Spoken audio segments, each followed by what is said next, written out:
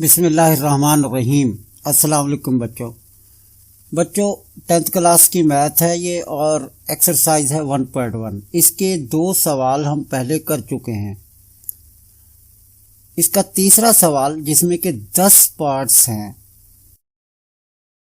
और कोशिश करता हूं कि एक वीडियो में 2 सवाल कम से कम हो जाएं। डियर स्टूडेंट्स, पहला सवाल हम देख रहे हैं 7x square plus 2x minus 1 is equal to 0।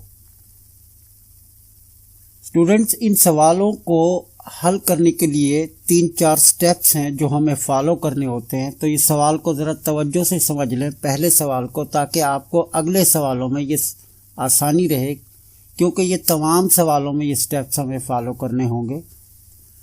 सबसे पहला स्टेप तो स्टूडेंट ये होता है कि अगर इक्वेशन स्टैंडर्ड फॉर्म में ना हो, मियारी फॉर्म में ना हो, ax square plus bx plus c is equal to 0 इस फॉर्म में नहीं है, तो आपने उसे पहले इस मियारी फॉर्म में तब्दील करना है। यहाँ पर जो हमें सवाल दिया गया है ये इक्वेशन पहले से ही मियारी फॉर्म में है। एक स्टेप हुआ। अब दूसरा स्टेप ये होगा कि जो x स्क्वायर का कोएफिशिएंट है वो हमें 1 करना होगा। अब x स्क्वायर का कोएफिशिएंट यहाँ इस सवाल में हम देखते हैं 7 है। किसी सवाल में यह हमें 3 मिल सकता है, किसी सवाल में 11 a या कुछ भी हो सकता है। तो हमें उसे ख़त्म करना होगा, x स्क्वायर के कोएफिशिएंट को 1 बनाना होगा। इसके लिए जो x स्क्वायर का कोएफिशिएंट है उसी कोएफिशिएंट से पूरी इक्वेशन को डिवाइड कर देते हैं। तो यहाँ मैंने पूरी इक्वेशन को 7 से डिवाइड कर दिया, क्योंकि यहाँ x स्क्वायर का कोएफिशिएंट 7 है। 0/7 इधर भी डिवाइड करते हैं तो ये 0 ही बच जाएगा।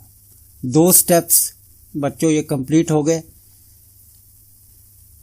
अगला स्टेप जो है वो ये होगा कि जो कांस्टेंट टर्म है c, मुस्तकिल रकम जो होती है इक्वेशन में, यानी जिसे हम c कहते हैं कांस्टेंट टर्म, उसे इक्वल की दूसरी तरफ मुंतकिल करना होता है। राइट साइड की तरफ आप उसे ले जाएंगे। तो यहाँ हम देखते हैं कि कांस्टेंट टर्म -1/7 थी, तो ये दूसरी तरफ जाकर +1/7 हो जाएगी। ये 3 स्टेप हो गए बच्चों। अब जो चौथा स्टेप है ये बहुत इंपॉर्टेंट स्टेप है, क्योंकि यहीं से ये आपको समझना है, यहीं से ये बच्चों को ये सवाल मुश्किल जो है यहीं से आती है बच्चों को इन सवालों में। तो अब इस स्टेप को आप देख लें स्टूडेंट्स। ये जो x स्क्वायर प्लस 2/7x है, एक्चुअली अगर हम फार्मूले को देखें, a plus B whole square के फार्मूले को देखें तो हम देखते हैं कि ये होता है a plus B whole square, ये इक्वल है a square plus 2ab plus b square. अब फार्मूले में ये जो a स्क्वायर प्लस 2ab है, जो सवाल में हमारे पास ये 2 रकमें हासिल हो रही हैं, ये असल में a स्क्वायर प्लस 2ab ही हैं। हमें इसे a स्क्वायर जमा 2ab में कन्वर्ट करना है। अब कैसे कन्वर्ट करना है, अब आप यहाँ देखेंगे कि सवाल की दोनों टर्म्स को यहाँ मैंने रेड कलर से लिखा हुआ है। अब मैं क्या करता हूँ, ये 2/7x है, तो मुझे फार्मूले वाला 2 यानी कुलिये वाला 2 पहले तो निकालना है, क्योंकि यहाँ से ये तो क्लियर हो गया कि फार्मूले में a का स्क्वायर है और यहाँ पहली रकम x का स्क्वायर है, यानी x फार्मूले के हिसाब से a है। हमारा असल मसला है 2ab। जैसे कि मैं पहले बता रहा था कि इस 2/7x को हम कुछ इस तरह लिख लेते हैं कि 2 × 1/7x। ये 2, ये जो फार्मूले वाला 2 है ये बाहर आ जाएगा इस तरह से। अब जो फार्मूले के हिसाब से जो फर्स्ट एलिमेंट है या पहला रुकन है a, वो यहाँ हम डिस्कस कर चुके हैं कि वो x है, तो x यहाँ पहला रुकन बन गया। यहाँ आप आगे देख रहे हैं कि 2 के बाद मैंने x लिखा तो ये बन गया 2a।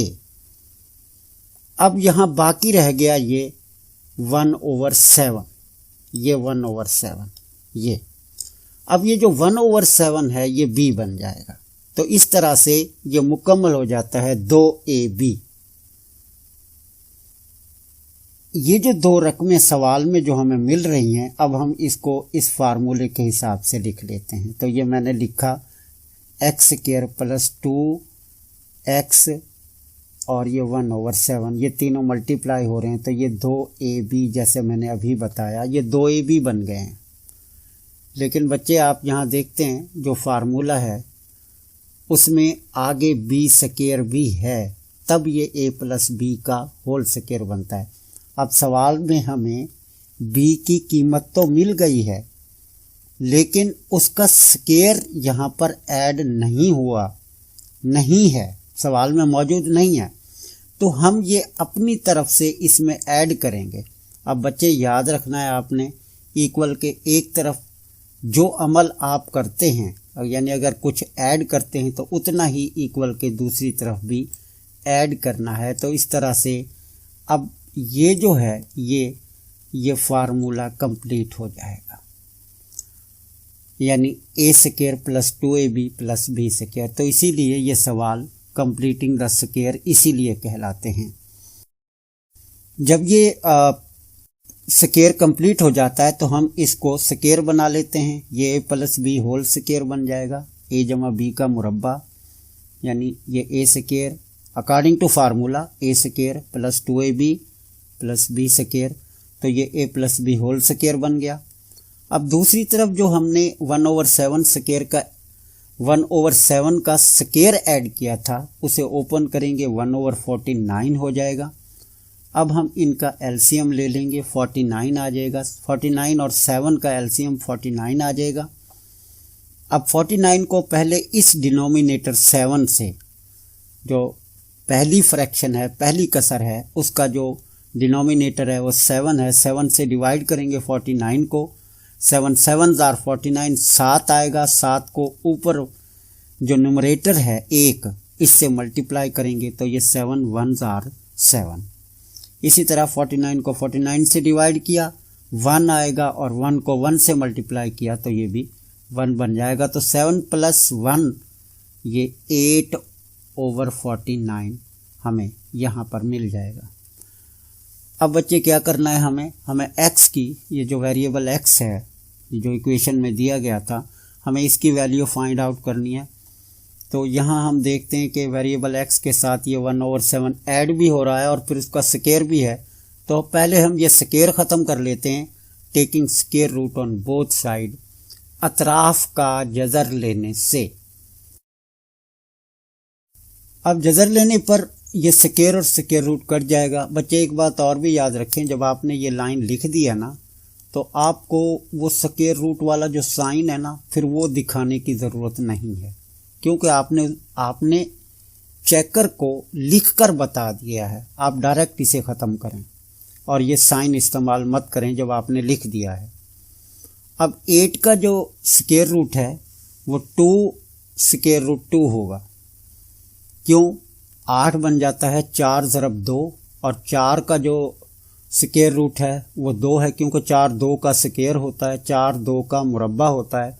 तो इस तरह ये 2 बाहर आ जाएगा। अब हमें x की वैल्यू यहाँ से निकालनी है, तो इसके साथ ये 1/7 ऐड हो रहा है, इसे दूसरी तरफ मुंतकिल करेंगे x की वैल्यू निकालने के लिए। यहाँ ये प्लस है और इधर आकर ये माइनस हो जाएगा। अब दोबारा इन दोनों का एलसीएम लेंगे, 7 और 7 का एलसीएम 7 ही आएगा। अब चूंकि एलसीएम भी 7 है और ये डिवाइड करने वाले भी 7 हैं दोनों के नीचे, तो डिवाइड करने पर दोनों दफ़ा 1 आएगा, और 1 को ऊपर दोनों से मल्टीप्लाई करेंगे तो वो जो ऊपर रकमें हैं वो उसी तरह से आ जाएंगी।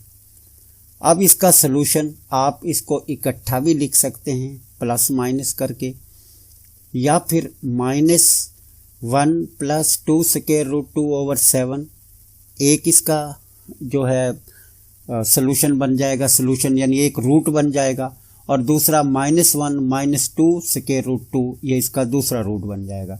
लेकिन बेहतर है आप इकट्ठा ही लिख दें, तो इस तरह से बच्चों ये फर्स्ट क्वेश्चन कंप्लीट हुआ। अब इसका दूसरा हम जो है पार्ट वो देख लेते हैं। बच्चों हम आ गए हैं सवाल के दूसरे पार्ट पर। ये सवाल है ax square plus 4x minus A is equal to 0। यहाँ पर हम देख रहे हैं कि ये इक्वेशन भी स्टैंडर्ड फॉर्म में हमें दी गई है। स्टैंडर्ड फॉर्म में है तो बाकी के जो स्टेप्स हैं जो हमें फॉलो करने हैं सवाल को सॉल्व करने के लिए, अब हम उन्हें करते हैं। तो दूसरा स्टेप यहाँ पर ये होता है कि एक्स स्क्वायर का जो कॉफिशिएंट है वो हमें 1 करना होता है। यहाँ पर एक्स स्क्वायर का कॉफिशिएंट ए है। ए से पूरी इक्वेशन को डिवाइड कर देंगे। तो ए से डिवाइड करने पर इक्वेशन हमें हासिल होगी एक्स स्क्वायर प्लस 4 ओवर ए एक्स माइनस 1, क्योंकि यहाँ ए ओवर ए 1 हो जाएगा और 0 ओवर ए 0 ही रहेगा। बच्चों आप जानते हैं इससे अगला जो स्टेप हम इन सवालों को सॉल्व करते हुए करते हैं वो ये है कि जो कांस्टेंट टर्म सी होती है इक्वेशन में, जो मुस्तकिल रकम होती है, उसे हम इक्वल के दूसरी तरफ मुंतकिल कर देते हैं। तो इक्वल के राइट साइड पर -1 को हम ले जाएंगे, ये +1 हो जाएगा। अब इसके बाद हमें ये जो x की ये जो 2 टर्म्स हमें हासिल हो रही हैं, ये एक्स स्क्वायर प्लस 4 ओवर ए एक्स, इसको फार्मूले वाले ए स्क्वायर प्लस 2ab यानी उस फॉर्म में चेंज करना है। बच्चों यहाँ पर ये एक्स स्क्वायर प्लस 4 ओवर ए एक्स है।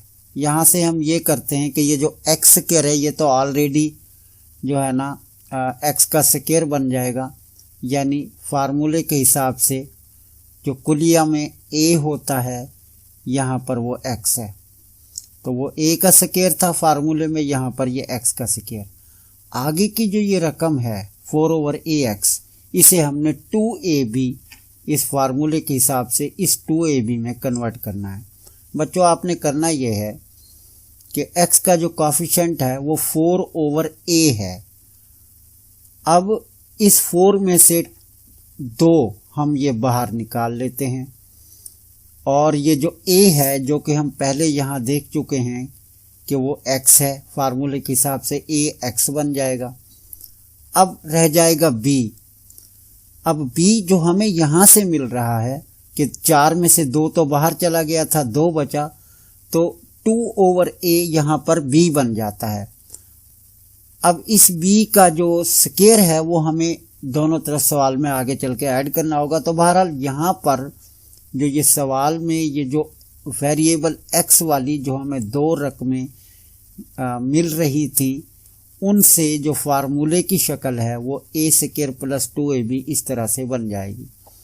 यानी b की वैल्यू हमें मिल गई जो कि x के कॉफिशिएंट का हाफ है। अब इसका स्क्वायर दोनों तरफ ऐड कर देंगे पिछले सवाल की तरह। अब यहाँ हम देखते हैं कि ये a square plus 2ab plus b square, तो a plus b whole square बन जाएगा। इसके बाद 2 ओवर a का जो स्क्वायर था दूसरी तरफ जो हमने ऐड किया था, इसे ओपन कर लेंगे। इसे ओपन करने के बाद अब हम इनका एलसीएम ले लेंगे, तो ये a स्क्वायर ही आ जाएगा। अब ये जो एलसीएम a स्क्वायर है, पहले यहाँ इसके जो डिनोमिनेटर है 1 उससे डिवाइड करेंगे। याद रहे अगर डिनोमिनेटर में कुछ ना हो तो 1 होता है। अब a स्क्वायर को 1 से डिवाइड करने पर a स्क्वायर ही आएगा और उसको 1 से मल्टीप्लाई करेंगे तो a स्क्वायर बन जाएगा।